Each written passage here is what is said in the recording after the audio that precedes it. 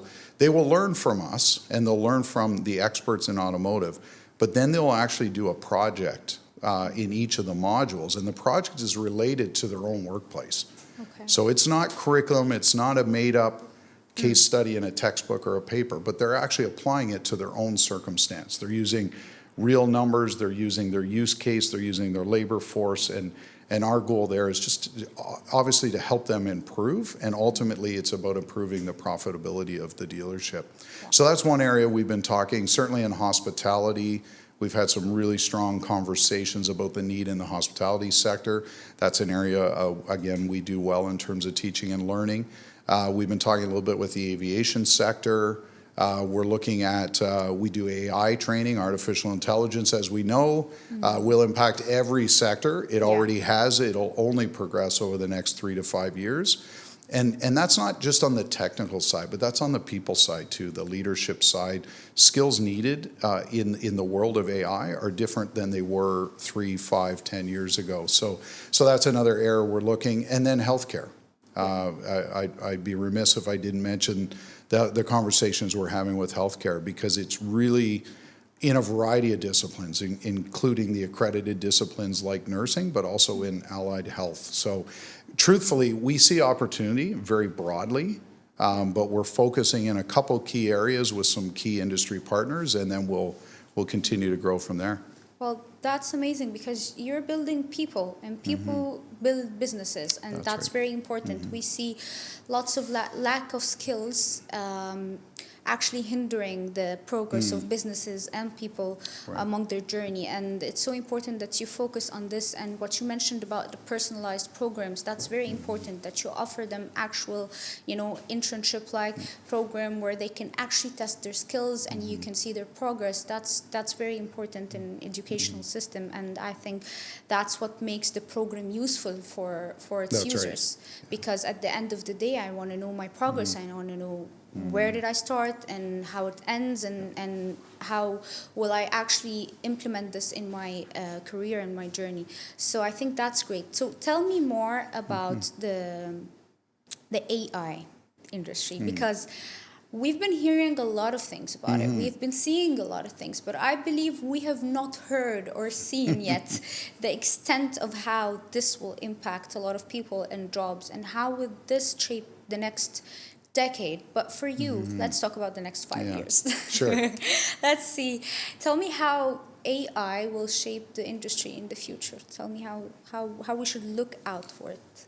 Well, yeah, it's the impacts are very broad in terms of AI, and I think you're right. We've only seen it kind of scratch the surface.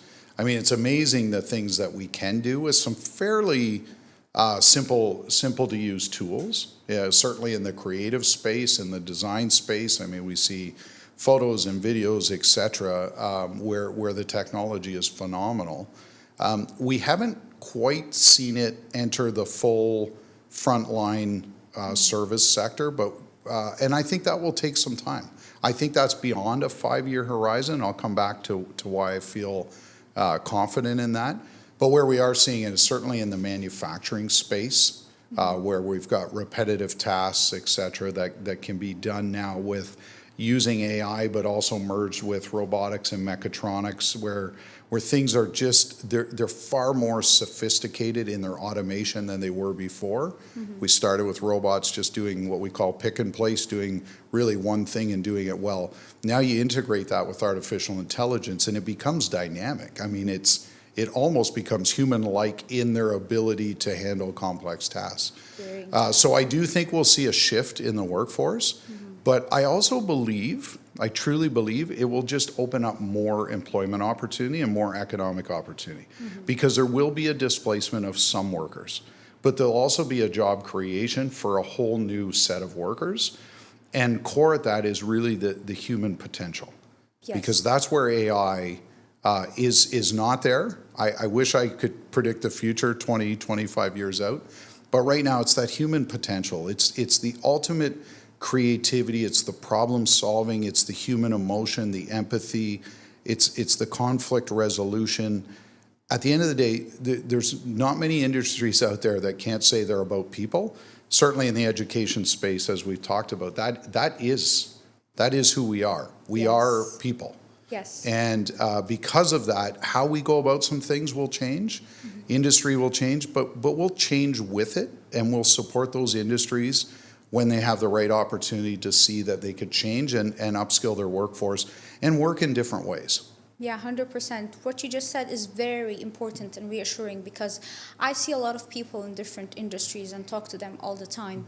And they're like, we're afraid one day AI will take our jobs. We're afraid one day we're not going to be able to do what we do because it's going to be all AI. But I believe AI opportunity is how interactive it would be, how we're actually we are going to be working together as a team. And there comes the role of institutions like yours, which they create this bridge between people, education and curriculum, and the new technologies and AI, and integrate both of them.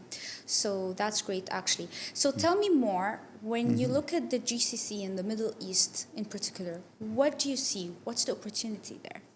Well, we see a lot of areas of opportunity, certainly as an economic driver.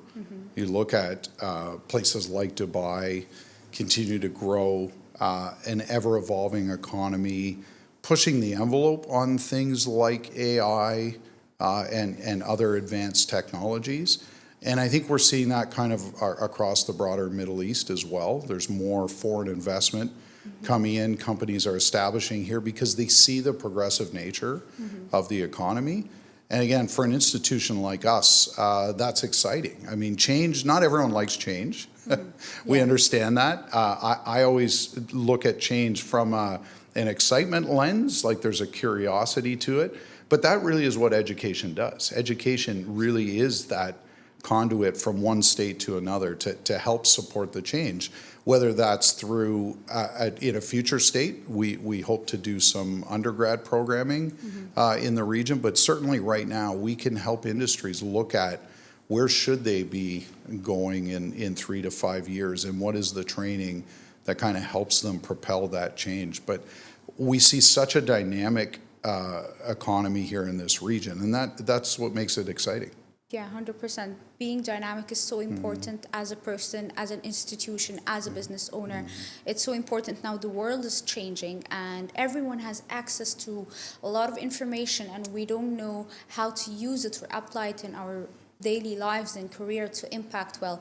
And that's why we need educational programs like you, where the people are intentional about the outcomes. And I will go back to you saying outcomes, and I'm going to ask you about Georgian College. Tell me a huge success story, something that you would never forget in the past years that you've witnessed. That's a great question. There's many.